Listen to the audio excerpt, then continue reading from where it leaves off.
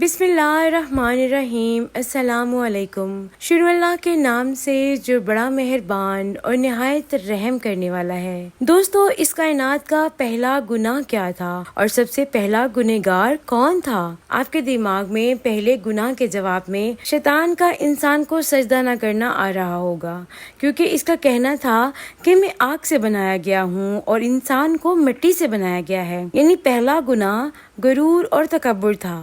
لیکن تاریخ انسانی میں اس سرزمین پر پہلا گناہ جس شخص نے کیا اس کے نام سے بہت کم لوگ واقف ہیں۔ وہ قاتل کون تھا؟ یہ قتل کیوں ہوا؟ اور قتل ہونے والا شخص کون تھا؟ آئیے اس قصے کی تفصیل جانتے ہیں۔ یہ اس وقت کی بات ہے جب زمین پر انسانی زندگی کی ابتدا ہوئی تھی۔ اماں حوا کے بطن سے اولاد پیدا ہوئی تو یہ پیدائش جوڑوں کی شکل میں ہوا کرتی تھی، جن میں ایک لڑکا اور ایک لڑکی پیدا ہوتے تھے۔ ایک ساتھ پیدا ہونے والے جوڑوں کا نکاح دوسری بار پیدا ہونے والے جوڑے سے کر دیا جاتا تھا، جبکہ ایک ساتھ پیدا ہونے والے لڑکی اور لڑکے کا آپس میں نکاح حرام تھا۔ حضرت آدم علیہ السلام کی اولاد میں دو بیٹے حابیل اور قابیل کی پیدائش ہوئی۔ قابیل کے ساتھ پیدا ہونے والی لڑکی کا نام اکلیمہ تھا اور حابیل کے ساتھ پیدا ہونے والی لڑکی کا نام لیوڈا تھا۔ دستور کے مطابق قابیل کا نکاح حابیل کی بہن لیوڈا سے ہونا تھا، جبکہ حابیل کا نکاح اکلیمہ سے ہونا تھا۔ اکلیمہ جب جوان ہوئی تو حسن و جمال میں بے مثال تھی، لہٰذا قابیل کے دل میں شیطان نے شر پیدا کر دیا اور یہ خواہش کی کہ وہ اپنی بہن اکلیمہ سے ہی نکاح کر لے۔ حضرت آدم علیہ السلام نے قابیل کو بہت سمجھایا اور اللہ کا خوف دلایا، مگر وہ نہ مانا۔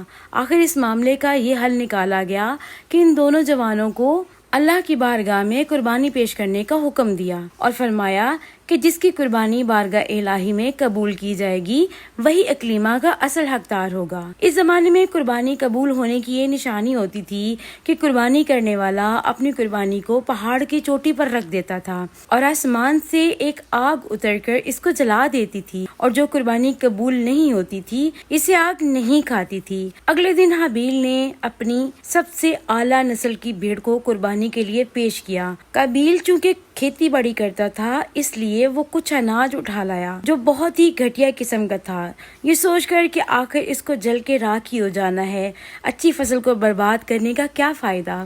جبکہ حابیل نے نیک نیتی کے ساتھ اللہ کی رضا کے لیے اپنے بہترین مویشی کو پیش کر دیا۔ دونوں بھائیوں نے اپنی قربانی پہاڑی کی چوٹی پر رکھ دی، پھر آسمان سے آگ نازل ہوئی اور اس آگ نے حابیل کی قربان کی ہوئی بھیڑ کو جلا ڈالا، جبکہ قابیل کا اناج ویسا ہی پڑا رہ گیا۔ یوں فیصلہ ہو گیا کہ اللہ پاک نے حابیل کی قربانی قبول فرما لی ہے۔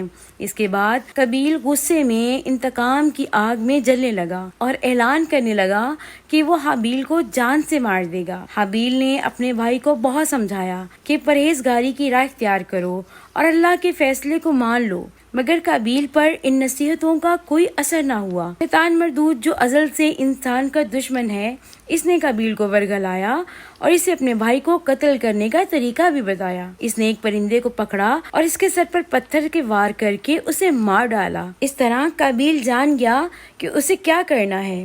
حابیل ایک دن درخت کے سائے کے نیچے آرام کر رہا تھا تو قابیل نے بڑی بے رحمی سے اپنے بھائی کا قتل کر دیا۔ قتل کرنے کے بعد قابیل کو سمجھ نہیں آ رہا تھا کہ وہ اپنے بھائی کی لاش کا کیا کرے۔ ابھی وہ اسی پریشانی میں تھا کہ اللہ پاک کی طرف سے 2 کوے بھیجے گئے۔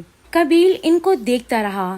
ان میں سے ایک کوے نے دوسرے کوے کو مار ڈالا اور پھر زمین کو اپنی چونچ سے کھودنے لگا، اور کھودنے کے بعد اس مردہ کوے کو اس گڑھے میں دبا دیا اور مٹی ڈال دی۔ یہ دیکھ کر قابیل کی پریشانی کا حل نکل آیا۔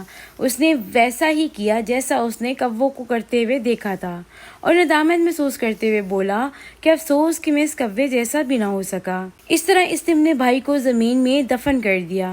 اپنے بھائی کو قتل کرنے کے بعد قابیل کا رنگ سیاہ ہو گیا۔ اس وقت حضرت آدم علیہ السلام حج کے لیے مکہ گئے ہوئے تھے۔ آپ علیہ السلام مکہ سے واپس آئے تو حابیل کو نہ پایا تو اسے بہت تلاش کیا گیا۔ معلوم ہوا کہ حابیل کچھ دنوں سے غائب ہے۔ حضرت آدم علیہ السلام نے حابیل کے صدمے میں کھانا پینا اور سونا چھوڑ دیا۔ روایتوں میں آتا ہے کہ جب حابیل قتل ہو گیا تو 7 دن تک زمین میں زلزلہ آتا رہا۔ قابیل جو بہت خوبصورت تھا بھائی کے قتل کے بعد وہ بہت بدصورت ہو گیا۔ آدم علیہ السلام نے قابیل کو اپنے دربار سے نکال دیا اور یمن کی سرزمین پر عدن چلا گیا۔ تو ابلیس نے اسے پھر ورگلایا اور بتایا کہ حابیل کی قربانی اس لیے قبول ہوئی کیونکہ وہ آگ کی پوجا کرتا تھا، لہٰذا تم بھی آگ کی پرستش کرو۔ چنانچہ قابیل وہ پہلا شخص تھا جس نے آگ کی پرستش کی، اور وہ پہلا شخص تھا جس نے اللہ کی نافرمانی کی۔